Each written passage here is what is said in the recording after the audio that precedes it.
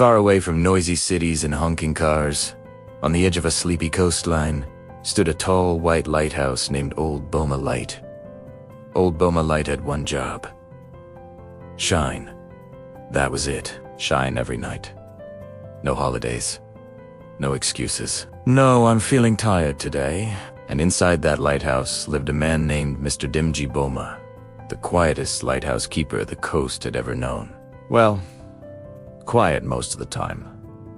Mr. Dimji had the kind of routine that could make even the moon yawn. Every evening at exactly 6:45 p.m., he would check the lantern, polish the glass, adjust the wick, whisper to the light,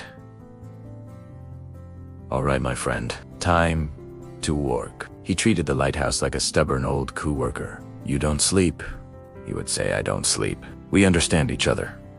The sea liked him. The waves would roll gently against the rocks like they were clapping slowly. Clap, pause, clap, pause. Sometimes the wind would whistle through the railing and sound suspiciously like it was gossiping. "Still awake, Dimji?" The wind would whisper. "Yes," he would reply, unlike some people.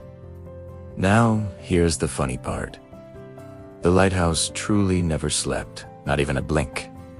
The light rotated all night long. Hoo-hoosh, hoo-hoosh, woos. Woos. If you lived nearby, which thankfully nobody did, you would see that beam sweeping across the ocean like it was searching for something it had lost years ago. Ships depended on it. Sailors respected it. Seagulls feared it. There was one seagull in particular named Captain Whitebeak who had personal issues with the lighthouse. Every night he would attempt to land dramatically on the railing. Every night the light would swing toward him. Flash. Whitebeak would squawk and flap wildly. "Why are you staring at me?" He would scream at the beam. The lighthouse, of course, said nothing. It just kept turning.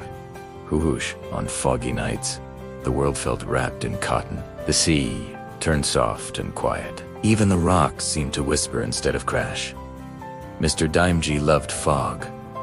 Fog meant fewer ships. Fewer ships meant fewer emergency whistles. Fewer whistles meant more peaceful tea. He would sit in his wooden chair at the top of the tower, holding a warm cup, listening. Waves rolling. Wind humming. Distant buoy bells ringing softly. Ding! It was the kind of sound that made your eyelids heavy. But not his, because someone had to stay awake. One evening, after years of flawless service, something unusual happened. The light flickered. Just once. Mr. Dimji blinked. "Don't even think about it," he warned. The bulb hummed louder. Flicker. The lighthouse, it seemed, was tired. After decades of spinning faithfully, maybe it wanted one tiny nap. Just 5 minutes, the kind of 5 minutes that becomes 2 hours. But Mr. Dimji refused. "You nap," he muttered, tightening a bolt. Ships bump into rocks. He climbed a narrow spiral stairs with determination, step after step. Around and around. If you've ever climbed lighthouse stairs, you know they make you question your life choices. Halfway up, he stopped to breathe. "Why?" he whispered dramatically. "Did I not become a baker? At least bakers sleep after sunrise." That same night, a small fishing boat appeared in the distance. Inside was a young fisherman who had ignored his grandmother's advice about fog. Never ignore grandmothers. The boat drifted closer to the rocks. Closer. Closer. But then... Hoo-hoosh. The lighthouse beam cut through the fog like a gentle guardian. The fisherman saw it and sighed with relief. "Thank you," he whispered to the glowing tower. And somewhere up above, Mr. Dimji smiled. He poured another cup of tea. The lighthouse straightened proudly. It might have flickered earlier, but now it shone brighter than ever. People believed the lighthouse never slept because of strong machinery, or because of electricity, or because of duty. But Mr. Dimji knew the real reason. It stayed awake because someone cared. Someone polished it. Someone checked the oil. Someone listened when it hummed too loudly.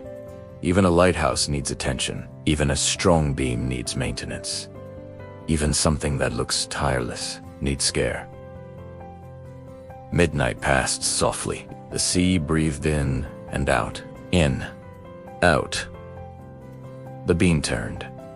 Who? Mr. Daimji yawned quietly but stayed alert. Below, waves tapped the rocks in a rhythm older than memory. Tap. Tap. Tap. Captain Whitebeak attempted one final dramatic landing. Flash! Fine. He squawked. Stay awake forever. He flew off in exaggerated frustration. Mr. Daimji chuckled. Even the sea seemed amused. And then, slowly, gently, without announcement, the sky lightened. Dark blue softened to gray. Gray warmed into gold. The sun rose over the horizon, stretching like it had just woken from the best nap of its life. The lighthouse beam slowed, then stopped. Its job for the night was complete. Mr. Daimji patted the metal casing affectionately. Good work, he whispered. The lighthouse did not reply, but it seemed satisfied. For a few short hours, it would rest, not sleep entirely, but rest. And tonight, it would shine again, because some lights don't exist for themselves. They exist so others can find their way home. As you imagine the waves rolling, the beam turning gently, the keepers sipping warm tea in quiet company. Remember this? Not everything strong needs to roar. Some strength is steady. Some strength is silent. Some strength simply keeps shining night after night so others feel safe. And sometimes the most peaceful place in the world is a lighthouse that never sleeps. If this cozy story made you smile or feel calm tonight, follow the page for more relaxing and funny bedtime stories. Subscribe so you never miss a peaceful tale. And drop a comment. Would you spend one night in a lighthouse by the sea?